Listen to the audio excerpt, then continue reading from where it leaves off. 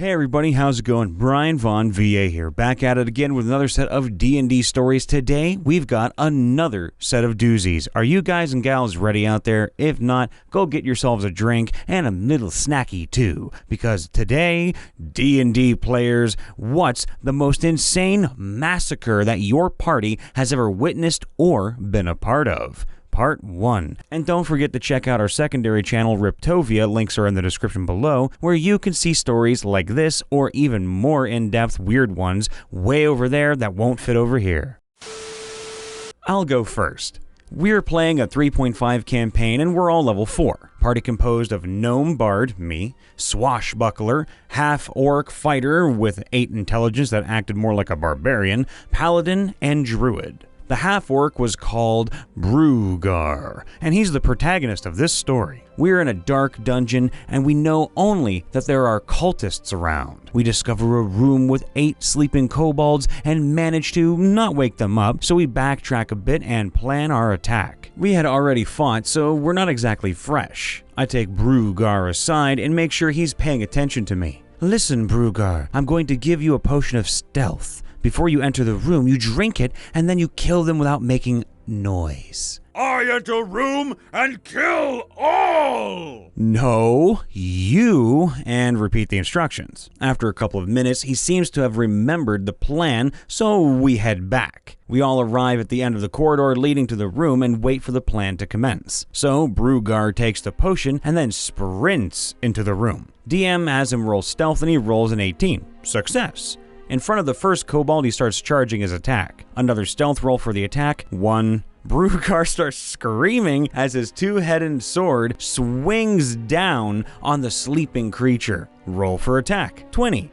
No need to roll for damage. The body explodes into a gory mess. And now the fun begins. He had great cleave, and the master allowed the free step after a kill. The crazy thing is that all the kobolds were 1 step from each other, and Brugar only missed on 1 and 2. The room literally becomes a bloody game of checkers as this berserking warrior goes from a waking kobold to the next. In round 1, the entire room, walls and ceiling, is covered in blood, and the only living creature inside is a triumphant, screaming warrior. Our party watches horrified from the end of the corridor. DM has us roll for Constitution save. The party is shaken for 1 round, and I puke breakfast on the floor. I later wrote a song about that incident called The Red Room. TLDR, warrior goes berserk in a room of sleeping kobolds and kills them all in 1 round. Party is shaken for 1 round. No matter your skill level as a DM, it can sometimes be impossible to stay organized without help. Campfire Blaze is here to shed light on your dark path during times of trial and turmoil. While Pro helped with world management, character development, and relationships to a multitude of events, scenes, and locations and beyond, Blaze aims to improve in all aspects. With user-friendliness in mind, Campfire Blaze comes loaded to the brim with connected features that aims to help you create a brand new world from your imagination, full of life that you can track easily. Craft unique NPCs and characters with intricate backstories, images, and relationships. Stitching together events, timelines, and relevant characters is easy with Blaze. Using world tools, you can flood your world with unique locations and maps while decking them out with languages, species, cultures, and lore that you craft from your very own heart and imagination. With safe storage in the cloud, you can easily access your files anywhere, anytime, even with friends in a real-time environment if you'd like their help as well. Blaze also comes with a modular structure that enables you to pay for only the features you need. So thank you, Campfire Blaze, and here's hoping many DMs come to you to stay on top of the organizational game. I'm not proud of this one, mostly because it actually worked. So my party was tasked on rigging the election results for a town. The characters aren't important to the story. What was important was that I had a bag of devouring. So I thought the best way to keep people from voting was to put this in one of the election booths. I didn't count on the dice gods being with me on this. First guy walked in, put the paper in, rolled a 4, and got eaten. There wasn't any NPC that rolled past a 5, so in the end, I killed half the town before anyone figured out what was happening. Very strange story. This was my first campaign with a couple of friends who had also never played before. In our party, I'm a criminal background gnome wizard with connections to the biggest crime family in the city of Sharn. Our quest was to recover a dragon shard containing priceless information for a noble house. I tracked the theft to the crime family and requested from one of my contacts a meeting. We met in a place called the Dreamer's Den, where I was talking to my contract and the head of the operation about joining them. All of a sudden, our arrogant, warforged fighter with a level 1 AC of 19 decided he was bored and attacked the den, starting massive battle that took over an hour to complete. My party massacred the criminals, rolling super high and barely taking any damage. There were just so many of them, so it took so long. It was an epic battle, and my gnome took the opportunity to remain neutral and fight through a smokescreen put up by our bard. When the smoke cleared, my wizard took the hand of the scared thief of the dragon shard and took off out of the battle, where he asked innocent questions, gaining the location of the dragon shard while the party destroyed all opposition at the den. Our party ended up installing an urchin the fighter recruited on the street as the owner of the place, and the Dreamer's Den became the first of many of our newly formed crime syndicate's operations.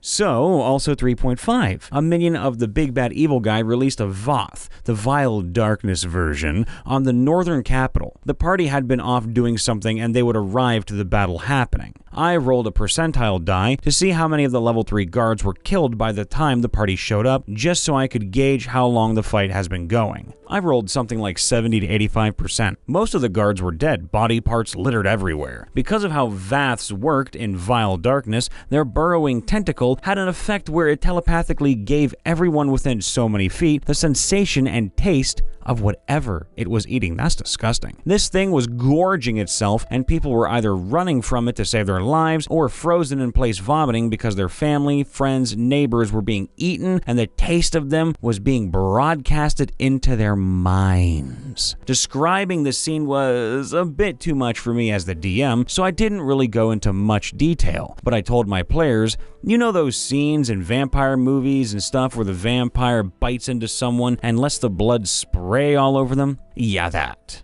When the party got involved, they didn't suffer the telepathy because their will saves were pretty good. So although they were getting the "my friend tastes good" sensations, none of them vomited or were struck by fear by it. The knight character had actually been caught and nearly devoured alive, since her strategy of hit it till it dies and being a HP pool meant this thing was given a big old night pie. It was eventually killed, but not after the North Capital was essentially slaughtered. We later headcanoned that because the wizard had previously read a cookbook describing how to prepare ASMRs, the reason he wasn't sickened by the Vath projecting the taste of the ASMR knight's guts and blood into his mind was because he was mentally thinking, needs a bit more salt. This was probably the most effed up thing I made in my campaign, if I'm honest. Not D&D, but Legend of Five Rings, or something like that, been years ago, in medieval Japan setting with magic. Sounds really fun. I wanted to play as a healer, but only healing spells were in Water School of Magic and not very effective. So I decided, if I can't heal properly, I'm burning everything around me.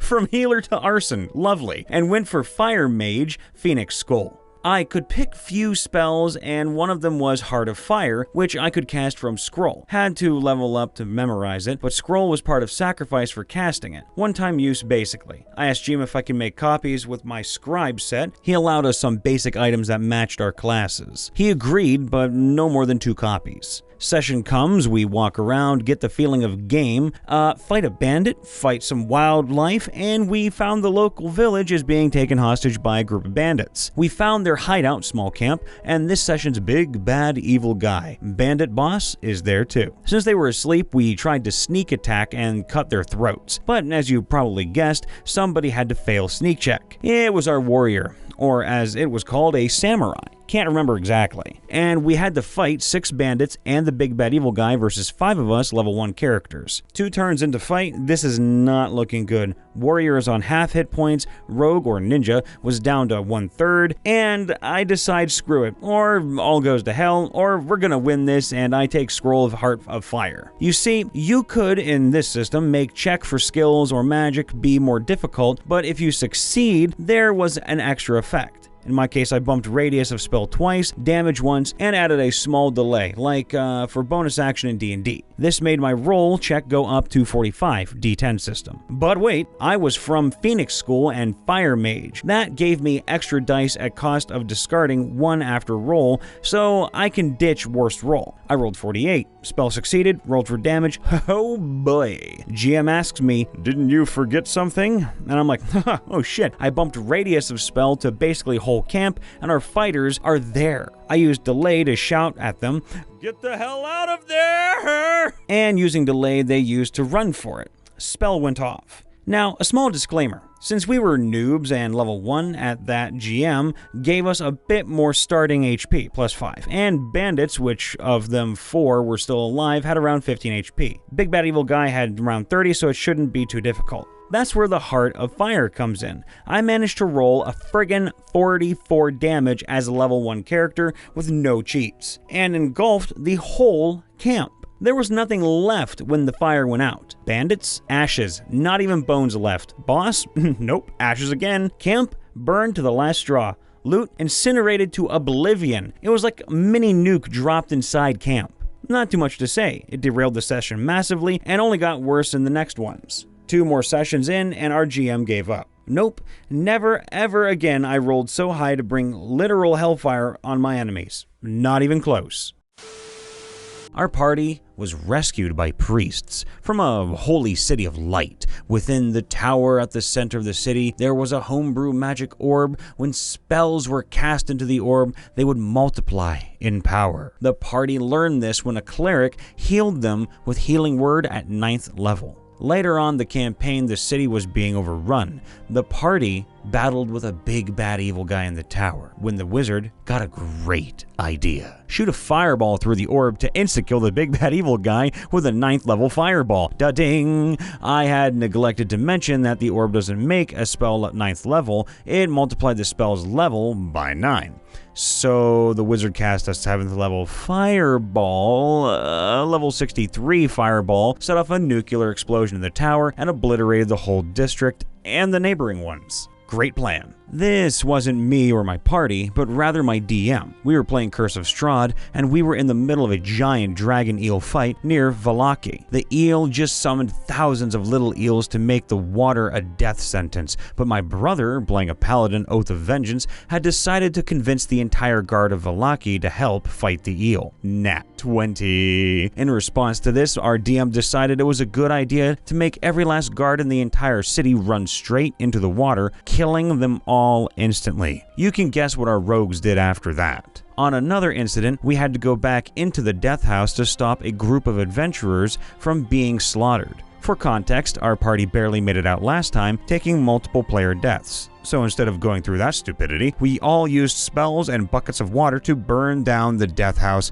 without touching any of the nearby buildings. The DM then sent Strahd in, burning the entire city to the ground and mercilessly killing everyone in it. It's safe to say that campaign, along with literally everyone in it, died off pretty quickly.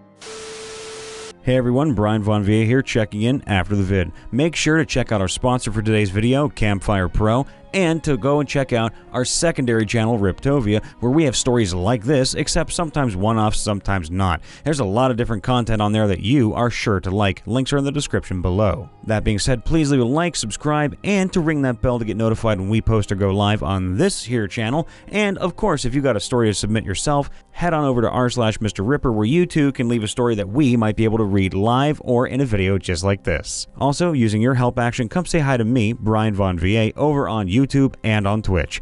All the love to everybody. We always try to end this on a happy, positive note. Today is not going to be any different. Can I just say something positive to everybody in general? I'm so freaking proud of all of you for the way you guys live and how you breathe and how you just exist. It's sometimes hard to do that. Sometimes it's really hard to do. You can't get out of bed every morning feeling happy and glad and just taking a deep breath ready to face the new day. Sometimes it's a slog. Sometimes you wake up and you just want to go right back to bed because you can't be asked with it. But the fact that all of you listening are still on this planet, I'm happy about that. Because that's just one more person, one more potential new friend for somebody, and one more day of experience that you can share with somebody else. And I want you to share that with somebody else, your loved ones, your family, your friends. Hell, put it in the comments below too. We want to know how you're doing. So just be aware that this stranger, this random narrator online, I'm happy to see you. I'm happy to entertain you. I'm happy that you're still alive, and I hope that you always remain that way to the best of your ability. I love each and every one of you. Thank you for always being here and making my day great. See you later. Be safe. Bye for now.